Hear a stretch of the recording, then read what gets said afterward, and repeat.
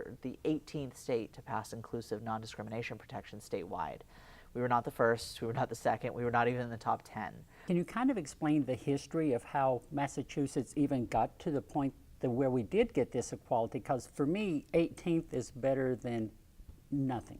Because I'm Exactly. coming from a place where I can be fired, I can be, I mean, not can be, I have been. All of the things you were just mentioning, employment, housing,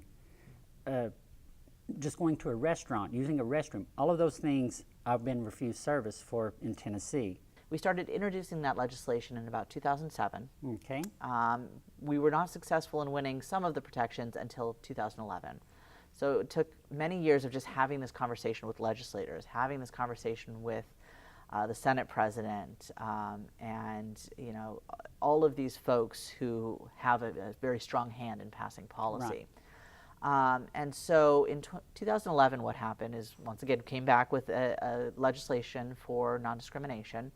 And that legislation that was originally proposed was fully inclusive. Okay. It included housing, employment, education, added statewide hate crimes laws, and also credit and lending non-discrimination. So you can't be denied a loan on the basis of your gender identity.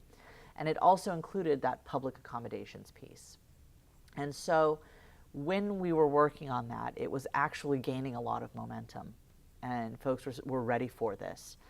And as it was moving towards passage, we got to a point where legislators came to us and said, we can pass some of this. We can pass the employment and the housing, the credit and lending and the education and the hate crimes, but this public accommodations piece, we have to take that out.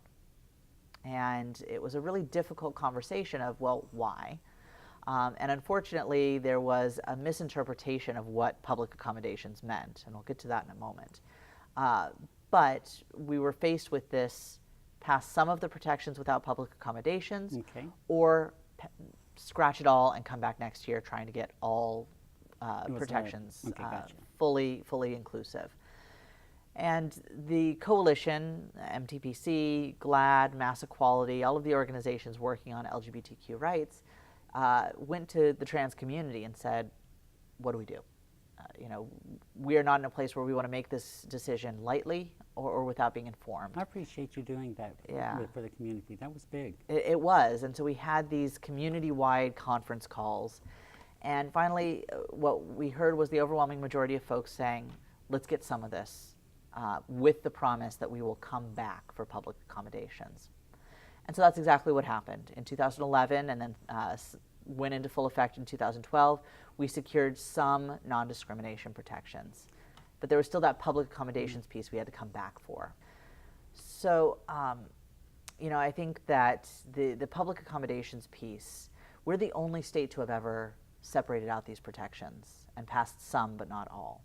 And that's really important to note, because that created a much larger hurdle for us of having to fight for public accommodations alone.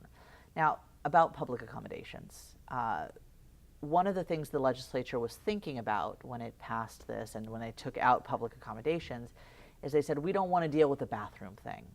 Our opponents in this work have been very successful in their messaging this as bathroom bills or bathroom arguments.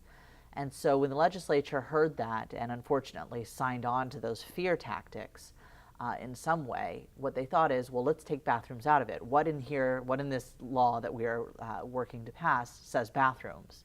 And they saw public accommodations and thought, that's it, that'll take out bathrooms.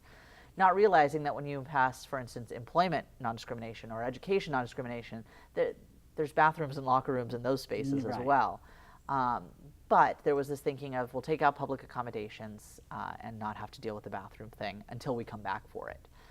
And so what we had to do is really this uphill battle of realizing that what public accommodations actually means, and communicating this to the legislature and the larger public, is that public accommodations is just a fancy legal way of saying any public space. We're talking about, when we say public accommodations, we're talking about parks, libraries, hospitals, restaurants, the sidewalk, the MBTA and the subway, buses. All of those things are public accommodations. And when we took that out in 2011, what we were communicating to the trans community, unfortunately, was that it's okay for you to be trans at home, it's okay for you to be trans at work, and it's okay for you to be trans at school.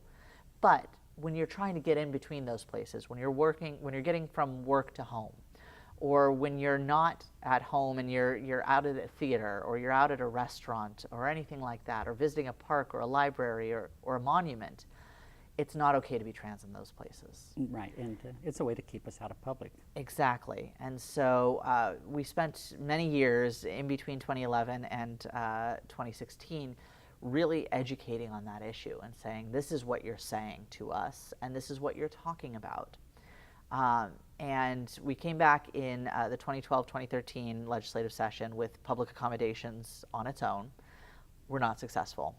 And then in the 2015-2016 legislative session, we came together stronger than we ever had before, with national organizations focusing on Massachusetts as well as the local folks really honing in on this and talking about the need to pass public accommodations.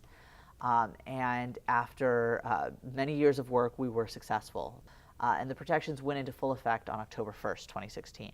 So we've now got a few months, almost coming up on a year. I was at work that day, October 1st. Were you? At the school, and so many people came up and hugged me. That's great. I mean, so many people. I work at a middle school. That's fantastic. So you are one of the people that's made this life of mine easier in Massachusetts. I'm not going to paint it any other way than that. So thank you for that, because Tennessee was a stinker of a place for me.